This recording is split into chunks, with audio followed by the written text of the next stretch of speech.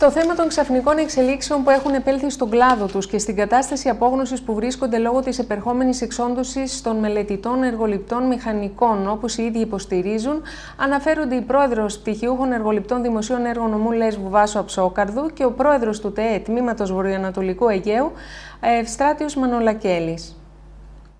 Μέση του καλοκαιριού και συγκεκριμένα περί τα τέλη Ιουλίου συνεδρίασε το θερινό τμήμα της Βουλής και ο κύριος Χρυσοχοΐδης, ο Υπουργός, κατέβασε ένα νομοσχέδιο το οποίο κυκλοφορούσε εδώ και σαν σχέδιο νόμου εδώ και ένα χρόνο περίπου. Ήταν ένα σχέδιο νόμου το οποίο πρότεινε η ΑΔΣΗ, η Ενιαία Ανεξάρτητη Αρχή Δημοσίων Συμβάσεων, και το οποίο αφορά την κατασκευή, τη μελέτη και τη διενέργεια των δημοσίων έργων και μελετών γενικότερα. Αυτό το πολυνομοσχέδιο, να το πούμε έτσι, βάζει σε ένα τσουβάλι εντός εισαγωγικών έργα, μελέτες, παροχή υπηρεσιών και όλα αυτά τα ονομάζει με ένα όνομα. Καταργείται ο όρος εργολήπτης, πάροχος υπηρεσιών και προκύπτει ο καινούριος όρος του μέλλοντος, οικονομικός φορέας. Αυτό το πολυνομοσχέδιο πέρασε από την Επιτροπή, τη Θερινή Επιτροπή της Βουλής, ψηφίστηκε, δημοσιεύτηκε στο ΦΕΚ στις 8 του 2014 και πριν από αυτό είχε πάλι ψηφιστεί μέσα σε ένα άσχετο εντελώς νομοσχέδιο που είχε να κάνει με φάρους του ΙΠΕΘΑ,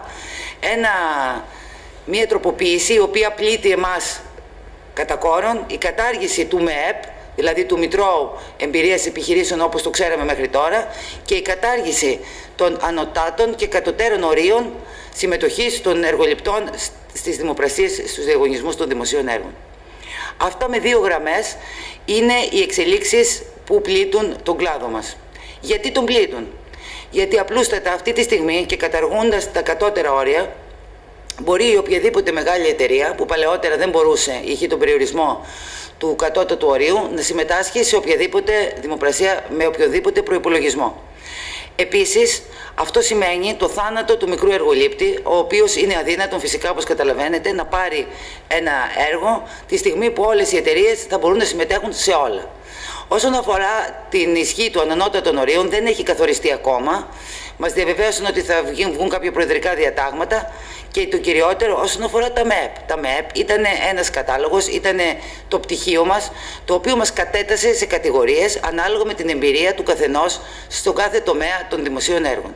Αυτή τη στιγμή το καταργούν κατά τα πρότυπα και κατά τις δεσμεύσεις, από ό,τι καταλαβαίνουμε, της κυβέρνησης έναντι της Τρόικας, και επειδή αυτό αποτελούσε μνημονιακή υποχρέωση, ψηφίστηκε βιαστικά και χωρίς τη συμμετοχή, χωρίς την επεξεργασία στην Επιτροπή του νομοσχεδίου αυτού, χωρίς να το επεξεργαστεί κανένας και χωρίς να συμμετέχει κανένας, ούτε καν το Τεχνικό Επιμελητήριο της Ελλάδας, που είναι και ο τεχνικός σύμβουλος θεωρητικά του κράτους.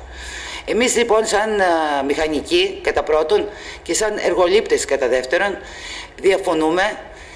Βέβαια γνωρίζουμε εκ των προτέρων ότι είναι τετελεσμένο γεγονός και ότι νόμος που ψηφίστηκε δεν μπορεί να ξεψηφιστεί, ας πούμε, να ακυρωθεί. Όμως κάνουμε μια προσπάθεια σε συνεννόηση πάντα και με το Τεχνικό Επιμελητήριο και μιλάμε και οι εργολήπτες και από τους τρεις νομούς του Βορείου Αιγαίου, από τη Λέσβο, από τη Χίο και από τη Σάμο.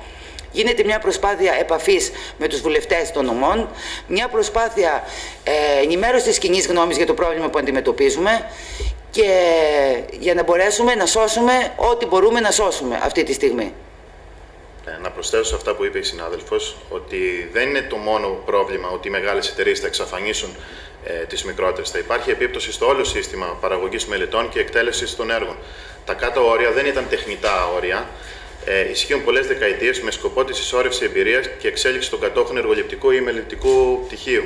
Το δημόσιο δηλαδή με αυτόν τον τρόπο δημιουργούσε μακρόχρονα ένα δυναμικό υψηλής ποιότητας, έμπειρο και εξελισσόμενο. Τις εταιρείες δηλαδή τις στελέχωναν μελετητές και εργολήπτες, οι οποίοι είχαν πάρει με τα μικρά τους πτυχία μελέτες και έργα και έτσι εξελίσσονταν η εμπειρία τους. Τώρα με το νομοσχέδιο κινδυνεύουμε όλες τις μελέτες και τα έργα να τις κάνουν οι μεγάλες εταιρείες με μηχανικούς ουσιαστικά υπαλλήλους και επομένως θα υπάρχει σε μια υποβάθμιση των μηχανικών, της ποιότητας και της οικονομικής τους θέσης. Αποτέλεσμα αυτού είναι φυσικά να μεγαλώνει η ανεργία στην τοπική κοινωνία και στην νησιωτικότητα γενικότερα που πλήττει αυτή τη στιγμή την κοινωνία.